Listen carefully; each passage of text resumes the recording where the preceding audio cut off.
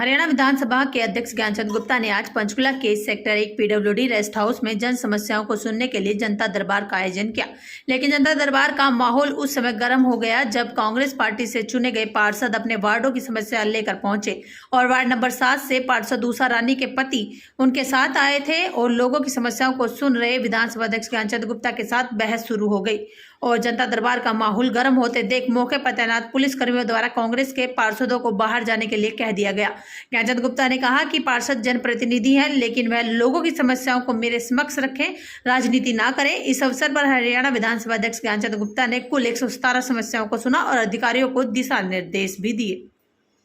सरकार ने किया आपने किया अभी लेटेस्ट किया वो लग रहा है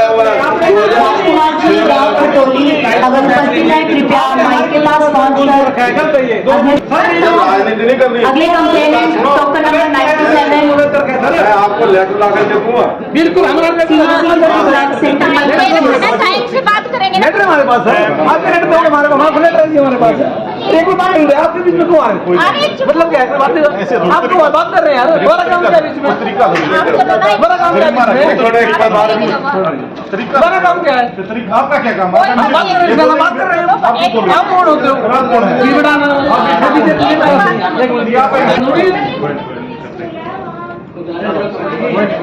देखिए, आज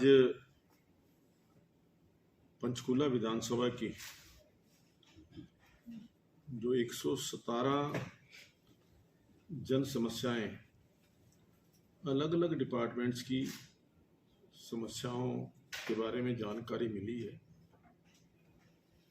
और उन सभी समस्याओं में कुछ बिजली को लेकर, पानी को लेकर, आईडी को लेकर के और विशेष तौर पर कुछ बाढ़ के कारण जो अभी रिसेंट एक प्राकृतिक आपदा आई थी उसके कारण जो कुछ मकानों को नुकसान हुआ है, मकानों के और जो कुछ ब्रिजेस के तटबंध टूटे हैं, कई जगह डंगे भी गिरे हैं और उसके अलावा जो आईडी की लेकर के, आईडी की करेक्शन को लेकर के ऐसी कुछ समस्याएं आज जनता दरबार के अंदर आई हैं। ये सभी जो हमारी लोगों की जन समस्याएं हैं, अलग अलग डिपार्टमेंट्स को हम इनको भेजेंगे और विद इन 15 दिन के अंदर अंदर इन समस्याओं का समाधान हो, इसके लिए हमने डिपार्टमेंट्स को डायरेक्शंस दिए हैं कि उसके लिए कोई भी यदि और अतिरिक्त डॉक्यूमेंट की ज़रूरत है, कोई जानकारी लेने की आवश्यकता है, वो टेलीफोन के माध्यम से शिकायतकर्ताओं से लें। लेकिन इसका जो फॉलोअप है, जो 118 कंप्लेंट्स आई हैं, 1 महीने के पश्चात हम इसका दोबारा से अगर कोई कंप्लेंट्स बाकी होंगी उन कंप्लेनेंट को दोबारा से बुलाएंगे और वो कारण क्यों नहीं हो पाई उन समस्याओं का समाधान वो अधिकारियों से हम जानेंगे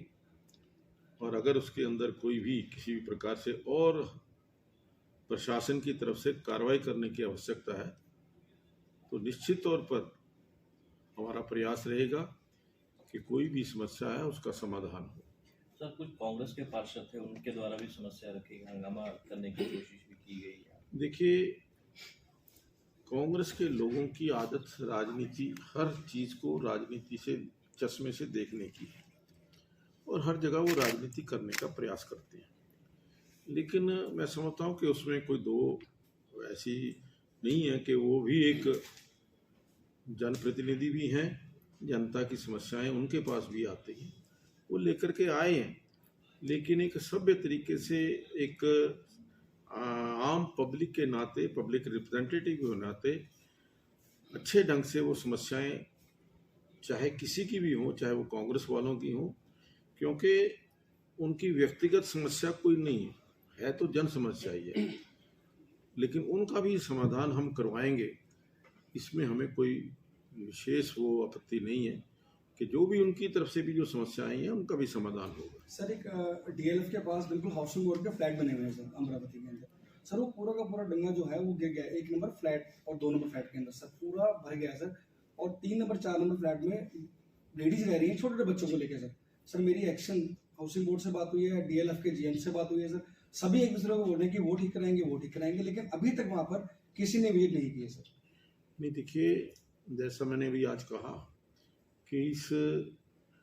आपदा के कारण, प्राकृतिक आपदा जो आई है, बहुत सारे स्थानों के ऊपर नुकसान हुआ है, चाहे वो ब्रिजेस का है, चाहे वो व्यक्तिगत मकानों का है, या और छोटे छोटे पुलों का है। हम इन सभी समस्याओं को ठीक करने के लिए हमारा प्रशासन जो है, पंचकूला प्रशासन पूरी तरह से उनकी असेसमेंट भी कर रहा है और जो भी कार्य जल्दी शुरू करने के हैं उसको कर रहा है। तो ये जो आपने बात बताई, मैं विशेष तौर पर डिप्टी कमिश्नर महोदय से कहूँगा कि या तो आज शाम तक, नहीं तो कल अवश्य जा कर के उस जो लोग जो वहाँ पर पीड़ित हैं उसका संज्ञान लें। तो सर आपने बताया कि ये जो समस्या आप सुन रहे हैं इनके लिए 1 महीने का आपने टाइम आउट किया है और उसके बाद देखेंगे कितना इन पे काम हुआ है। बहुत सारी समस्याएं तो ऐसी थी सर आज जो आपके पास निजी तौर पे पहले भी लोगों ने दी हुई है, आपने वो डिपार्टमेंट को अलग अलग या फिर एडमिनिस्ट्रेशन को ट्रांसफर की हुई है, आज फिर उनको जनता दरबार में आना पड़ा, मतलब कहाँ कमी है सर? नहीं देखिए, कहीं ना कहीं अधिकारियों की तरफ से जो हमने कहा है आज कि इसका हम संज्ञान लेंगे, अगर कोई भी जो शिकायत आई है उसका सही ढंग से निपटान नहीं होता तो उन अधिकारियों के खिलाफ कार्रवाई होगी। आज तक जो समस्याएं आई हुई हैं, क्योंकि समस्याएं तो निरंतर प्रतिदिन आती हैं, उनका बहुत सारी समस्याओं का समाधान हो जाता है। जिस समस्या का समाधान हो गया वो तो नहीं आएगा, लेकिन अगर जिसका नहीं आया वो दोबारा भी कई बार करता है। तो कहीं ना कहीं जो कार्रवाई जितनी त्वरितता से होनी चाहिए थी वहाँ नहीं हुई, इसी कारण से लोग दोबारा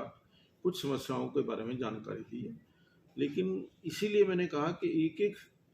जो शिकायत है उसके ऊपर हम व्यक्तिगत तौर से क्या कार्रवाई हुई है, समस्या का समाधान हो गया या नहीं हो गया, नहीं हुआ तो क्यों नहीं हुआ, वो जो अधिकारियों की रिपोर्ट आएगी उस रिपोर्ट के आने के बाद हम करेंगे। वैसे तो बहुत सारी समस्याएं टेलीफोन के माध्यम से या व्यक्तिगत इन शिकायतकर्ताओं से मिलने से उनका समाधान हो जाएगा, लेकिन जो भी बचेंगे 1 महीने के बाद उनको दोबारा हम रिव्यू करेंगे। एक मामले में आज डिस्ट्रिक्ट रजिस्ट्रार मौजूद नहीं थे सर, आपका जनता दरबार की डेट तो पहले से ही तय थी, तो डिस्ट्रिक्ट रजिस्ट्रार का बिना किसी आपको सूचना के, एडमिनिस्ट्रेशन को सूचना के किसी दूसरे स्टेशन पे जाना? हाँ बिल्कुल, देखिए मैंने कहा है कि जो अधिकारी इस जनता दरबार के अंदर नहीं आए उन अधिकारियों के बारे में अवश्य